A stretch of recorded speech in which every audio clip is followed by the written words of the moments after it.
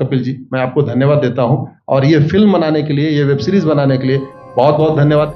कहां का सत्यमेव जयते, कहां का सत्यमेव जयते, कहां का सत्यमेव जयते। सुप्रीम कोर्ट के जजेस, हाई कोर्ट के जजेस जरूर इसको देखें और आत्मचिंतन करें कि भारत की न्याय प्रणाली कहां पहुंच गई है। भारत में टोटल 5 करोड़ केसेस तो वो हैं जो district court, high court, supreme court में है। इसका मतलब 5 करोड़ परिवार न्याय की आशा में बैठा हुआ है। ऑन एन एवरेज एक परिवार में 6 आदमी रख लीजिए, तो यानी 30 करोड़ लोग न्याय की आस लगाए बैठे हुए हैं। 30 करोड़ का मतलब एक अमेरिका, 30 करोड़ का मतलब 15 ऑस्ट्रेलिया, 30 करोड़ का मतलब 7 कनाडा, 30 करोड़ का मतलब 1.5 ब्राजील। इतने लोग भारत में न्याय की आस में बैठे हुए हैं। और ये 5 करोड़ केस तो वो हैं जो district court, high court, supreme court में है। इसके पैरेलल हमारे देश में एक और जुडिशियल सिस्टम है, उसको कहते हैं तहसीलदार, एसडीएम, एडीएम, डीएम, कमिश्नर, जहां पे चकबंदी के मुकदमे चलते हैं। वो इस 5 करोड़ में काउंटेड नहीं है। जो तहसीलदार के यहां मुकदमा होता है, एसडीएम के यहां मुकदमा होता है, एडीएम के यहां होता है, डीएम के यहां होता है, चकबंदी अधिकारी जिसको सीओ कहते हैं, डीडीसी कहते हैं, एसओसी कहते हैं, वो इसके पैरेलल में है और 5 करोड़ मुकदमे वहां पे भी चल रहे हैं। इसका मैं लाइव एग्जांपल देना चाहूंगा भारत की ब्लैक जस्टिस सिस्टम का। 1985 में जौनपुर में एक 10 बीघे जमीन का मुकदमा शुरू हुआ था। अभी वो सबसे नीचे पायदान पे है, जिसको कहते हैं चकबंदी अधिकारी। 1985 में मुकदमा शुरू हुआ, 2023 आ गया, लगभग 37 साल बीत चुके। 37 साल में यह नहीं तय हो पाया कि असली विल कौन सी है। 2 लोगों ने क्लेम किया, वो कह रहे हैं मुझे विल मिली है, वो कह रहे हैं मुझे विल मिली है। 37 साल में यह नहीं डिसाइड हो पाया असली विल किसकी है। अगर मान लीजिए आज डिसाइड हो जाए तो सीओ के बाद एसओसी, एसओसी के बाद डीडीसी, डीडीसी के बाद हाई कोर्ट, हाई कोर्ट के बाद सुप्रीम कोर्ट, यानी अभी 35 साल और लगेगा, 70 साल लगेगा। सेकंड जनरेशन मुकदमा लड़ रही है, ऑलरेडी सेकंड जनरेशन मुकदमा लड़ रही है और इसी स्पीड से काम हुआ तो मुझे लगता है थर्ड जनरेशन आके मुकदमा तब जाके सुप्रीम कोर्ट पहुंचेगा। दूसरा एग्जांपल, एक ग्लेरिंग एग्जांपल आपको देता हूं। 1971 के वॉर में पाकिस्तान में बम फेंकने वाले, पाकिस्तान के फौजियों के बहुत सारे बैंकर तोड़ने वाले एक कर्नल कबोत्रा है, पंचकुला में रहते हैं। दुश्मनों को उन्होंने दांत तोड़ दिए। आज 2000 से उनके मकान पे किसी ने कब्जा किया हुआ है। 2023 आ चुका है, 23 साल में वो अपने मकान को नहीं छुड़ा पाए। अभी मामला पंचकुला की डिस्ट्रिक्ट कोर्ट में है, उसके बाद चंडीगढ़ हाई कोर्ट जाएगा, फिर सुप्रीम कोर्ट जाएगा। तो 23 साल में वो सबसे नीचे पायदान पे है। वास्तविकता यह है, अंग्रेज चले गए, अंग्रेजी कानून यहीं छोड़ गए, अंग्रेजी व्यवस्था यहीं छोड़ गए। यह व्यवस्था भारत में न्याय देने के लिए नहीं बनी थी। यह जो न्यायिक जुडिशियल सिस्टम था भारत में जो बनाया गया, वो केवल और केवल भारत को लूटने बांटने के लिए बनाया गया था। क्योंकि कानून वही चल रहा है, जुडिशियल सिस्टम वही चल रहा है, इवन हमारा ड्रेस भी वही चल रहा है। अंग्रेज काले कपड़े पहनते थे, हम भी काले कपड़े पहनते हैं। अंग्रेज जून के महीने में उनको गर्मी लगती थी तो 1 महीने छुट्टी करके इंग्लैंड चले जाते थे। आज भी हमारा हाई कोर्ट, सुप्रीम कोर्ट पूरे मई जून बंद रहता है। अंग्रेजों को क्रिसमस के टाइम में दिसंबर में छुट्टी मनाना जाना होता था, 1 महीने छुट्टी कर चले जाते थे। आज भी हमारी हाई कोर्ट, सुप्रीम कोर्ट दिसंबर में क्रिसमस के टाइम में 15 दिन 20 दिन बंद हो जाती है। तो सोच वही है, किताबें वही है, व्यवस्था वही है, कानून वही है, तो स्वाभाविक सी बात है जस्टिस होगा कहां से? जस्टिस कैसे होगा? हम 2023 में 1860 का इंडियन पिनल कोड लेके घूम रहे, 1861 का पुलिस एक्ट लेके घूम रहे, गवाहों के बयान 1872 के कानून से हो रहे। हमने सब कुछ वर्ल्ड क्लास कर लिया, लेकिन अपने जस्टिस सिस्टम को कंपेयर करने की कोशिश ही नहीं किया। जितने में एक एयरपोर्ट बनता है, एक एयरपोर्ट बनाने में 25,000 करोड़ की लागत आती है। अगर हमारी सरकारों ने एक एयरपोर्ट की कीमत जुडिशियल सिस्टम पे खर्च कर दिया होता तो हमारी न्यायिक व्यवस्था अच्छी हो गई होती। आज घटिया, चूंकि अकाउंटेबिलिटी नहीं है, जुडिशियल सिस्टम में कोई अकाउंटेबिलिटी नहीं है, किसी के साथ न्याय हो जाए अन्याय हो जाए कोई फर्क नहीं पड़ता, निर्दोष को जेल हो जाए जज की कोई अकाउंटेबिलिटी नहीं, दोषी को बेल हो जाए जज की कोई अकाउंटेबिलिटी नहीं, लाख लोग जेल में सड़ रहे हैं, लाखों धोखेबाज भ्रष्टाचारी बाहर घूम रहे हैं, मूल कारण है ब्लैक जस्टिस सिस्टम। आपने बहुत अच्छा आपने इस पे वेब सीरीज बनाया है, और इस देश में world class airport, world class highway, world class shopping mall, सब कुछ वर्ल्ड क्लास बना लिया। इनफैक्ट अपना मोबाइल का डेटा सुरक्षित रखने के लिए हमारे सांसद, विधायक, जज आईफोन भी यूज करते हैं। अमेरिका का आईफोन यूज करते हैं हमारा डेटा सुरक्षित हो जाए, लेकिन भारत सुरक्षित हो जाए उसके लिए यह नहीं देखते कि जापान में कौन सा कानून है, अमेरिका में कौन सा कानून है, सिंगापुर में क्या अच्छा चल रहा है। कनाडा में रेंट का मामला एक डेट में खत्म होता है। सिंगापुर में अभी कुछ दिन पहले एक व्यक्ति के पास 900 ग्राम गांजा पाया गया, उसको फांसी हुई है। दोबारा वहां ड्रग स्मगलिंग होगी क्या? तो भारत में चाहे वो ड्रग स्मगलिंग है, माफिया राज है, ह्यूमन ट्रैफिकिंग है, इन सब के लिए हमारा जस्टिस सिस्टम जिम्मेदार है। कोई भी अपराध होता है उसमें दो पक्ष होता है, एक पीड़ित, एक अपराध करने वाला। जो पीड़ित होता है वो चाहता है जल्दी उसको न्याय मिल जाए, अपराध करने वाला चाहता है मुकदमा लंबा चले।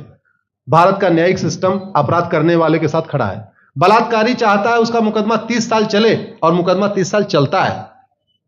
भू माफिया चाहता है कि गरीब की जमीन पे कब्जा कर ले, उसका मुकदमा 50 साल चले, और आज की डेट में मुकदमा 50 साल चल रहा है। इसका मतलब वर्तमान न्यायिक सिस्टम बलात्कारी के पक्ष में है, भू माफिया के पक्ष में है, ड्रग स्मगलर के पक्ष में है, ह्यूमन ट्रैफिकर के पक्ष में है, नक्सलियों के पक्ष में है, माओवादियों के पक्ष में है, जो लोग देश विरोधी काम कर रहे हैं उनके पक्ष में है।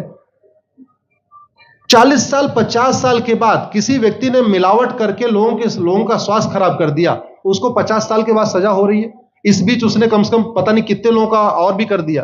तो ये जो जस्टिस सिस्टम होता है दवा की तरीके काम करता है। जैसे दवा अच्छी होती है बीमारी तुरंत ठीक हो जाती है, अगर दवा घटिया होती है तो बीमारी बढ़ जाती है।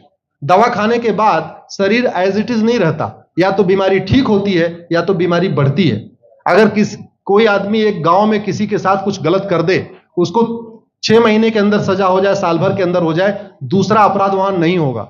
लेकिन अगर उस व्यक्ति को पनिशमेंट नहीं मिला तो स्वाभाविक सी बात है उसने उसको और मोटिवेट कर दिया। कहते नहीं ऐसे बुखार है, तुरंत 2 गोली खाइए बुखार ठीक हो गया, लेकिन अगर आपने दवा नहीं खाई या गलत दवा खा लिया तो टाइफाइड होगा या निमोनिया होगा। दुर्भाग्यवश ये हमारा जस्टिस सिस्टम यही कर रहा है। आज की डेट में जितनी समस्याएं हैं, चाहे वो घूसखोरी है, जमाखोरी है, मिलावटखोरी है, कालाबाजारी है, नशा तस्करी है, मानव तस्करी है, सोना तस्करी है, ड्रग स्मगलिंग है, या नक्सलवाद है, या माओवाद है, या कट्टरवाद है, जो भी समस्याएं हैं, उसका एक बहुत बड़ा कारण यह है कि हमारा जस्टिस सिस्टम उसको टैकल नहीं कर पा रहा है, उसको पकड़ नहीं पा रहा है, और इसीलिए भारत में अराजकता है। मैं तो इतने जानता हूं, ऐसी कोई बीमारी नहीं जिसकी कोई दवाई नहीं, ऐसी कोई समस्या नहीं जिसका कोई समाधान नहीं। हम हर चीज के लिए बाहर से चीजें खरीदते हैं, तो हम ये क्यों नहीं देख रहे हैं कि आखिर चाइना का जस्टिस सिस्टम कैसा है, सिंगापुर का कैसा है, कनाडा का कैसा है, फ्रांस का कैसा है, और अमेरिका का कैसा है। हम क्यों नहीं बेस्ट प्रैक्टिसेस उनकी अडॉप्ट कर लेते। दुनिया के कई देशों ने नार्को पॉलीग्राफ ब्रेन मैपिंग कानून बना दिया। मेरी बहन दीपिका नारायण बैठी हुई है, ये लगातार फॉल्स केसेस के खिलाफ, इनको मैं देखता रहता हूं, एक्टिव रहती है। एक कानून बन जाए नार्को पॉलीग्राफ ब्रेन मैपिंग, और कंप्लेन पे अंडरटेकिंग ले लिया जाए कि जो कुछ मैं शिकायत कर रहा हूं इसके लिए मैं अपना नार्को पॉलीग्राफ ब्रेन मैपिंग कराने के लिए तैयार हूं, हजारों की संख्या में फेक केसेस खुद ही खत्म हो जाएंगे। आज की डेट में लोग जुडिशरी की लापरवाही के साथ साथ फर्जी केस से परेशान है, फर्जी गवाही से परेशान है, फर्जी एफआईआर से परेशान है, हजारों परिवार परेशान है। कई बार देखा गया कि जो फैमिली के केसेस होते हैं उसमें कितने सारे फेक केसेस भी आ रहे हैं। तो जो वास्तव में दोषी हैं उनको पनिशमेंट नहीं मिल पा रहा है, जो निर्दोष हैं उनके खिलाफ फर्जी केसेस हो रहे हैं। आज की डेट में गांव में एक दबंग अगर जमीन कब्जा कर लेता है, किसी की हिम्मत नहीं पड़ती उसके खिलाफ कोई गवाही दे दे। लोगों को अपनी जमीन छुड़ाने में 30 साल लड़ना पड़ रहा है, 35 साल लड़ना पड़ रहा है। अगर 30 साल 35 साल के बाद कक्कड़ जी उसको अपनी जमीन मिल भी गई तो उसके साथ न्याय कहां हुआ? 35 साल में उसका टाइम बर्बाद हो गया, 35 साल में उसका पैसा बर्बाद हो गया, 35 साल वो मेंटल ट्रॉमा में रहा, 35 साल उसने तारीख पे तारीख झेली है। और मैं तो डिस्ट्रिक्ट कोर्ट में कई बार जाके देखा, ऐसे परिवारों को देखता हूं जिनके पास बस से आने के लिए पैसा नहीं है, साइकिल से आते हैं।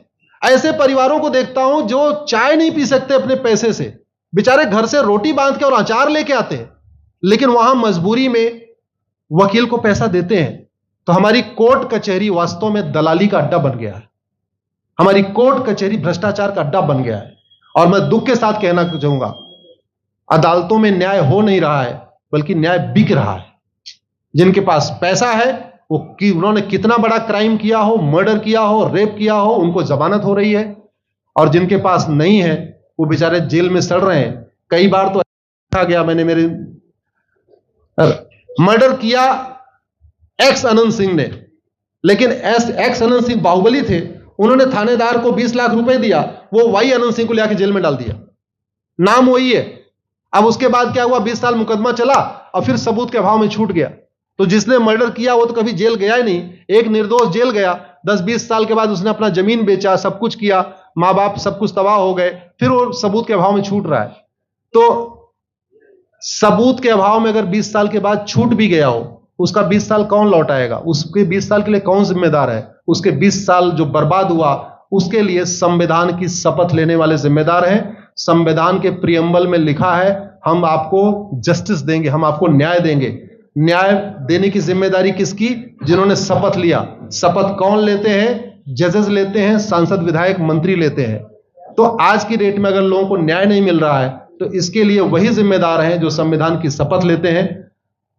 संविधान की शपथ लेने वालों को वेतन, भत्ता, गाड़ी, बंगला इसीलिए मिलता है कि लोगों को न्याय मिल सके, फास्ट जस्टिस मिले, कंप्लीट जस्टिस मिले। अनफॉर्चुनेटली कंप्लीट जस्टिस मिलने में तो 50-60 साल लग जाता है, फास्ट जस्टिस तो सपना हो गया है। इसलिए आज आपने जो ये वेब सीरीज बनाई है, मैं आपको धन्यवाद देता हूं। एक ऐसे विषय पे जिस पे कोई टच नहीं करता, लेकिन जिससे करोड़ों लोग पीड़ित हैं। मैंने कहा ना, 5 करोड़ लोग सीधे district court, high court, supreme court के केसेस से पीड़ित हैं, और 5 करोड़ मुकदमे एसओसी, डीडीसी, तहसीलदार के यहां चल रहा है। तो अगर 5 करोड़ से 30 करोड़ लोग इधर पीड़ित हैं, तो उधर भी पीड़ित है।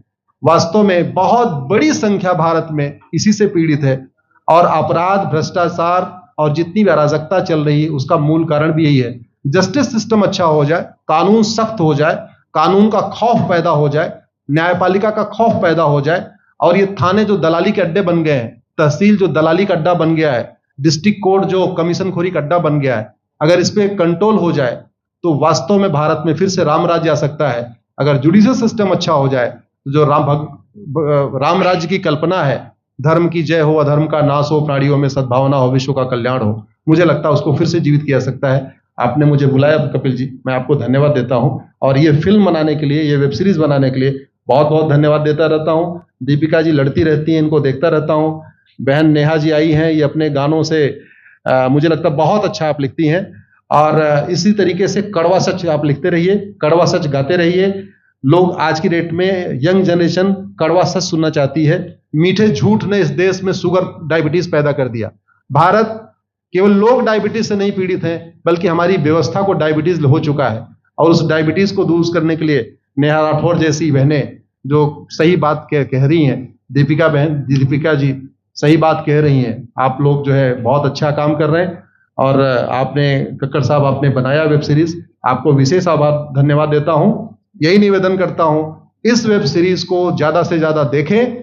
और खास तौर पे अगर आपके जानने वाले कोई जज हैं, कोई आईएएस हैं, कोई आईपीएस हैं, मंत्री, सांसद, विधायक हैं, उनको भी एक बार फोन करके, व्हाट्सएप करके एक बार कहिए कि वो भी इसको जरूर देखें। क्योंकि अल्टीमेटली न्यायिक व्यवस्था बदलने की जिम्मेदारी उन्हीं की है जिनको वेतन, भत्ता, गाड़ी, बंगला, free air ticket, free rail ticket और वीआईपी व्यवस्था मिलती है। ये व्यवस्था उन्हीं को बदलनी है। जय हिंद, धन्यवाद।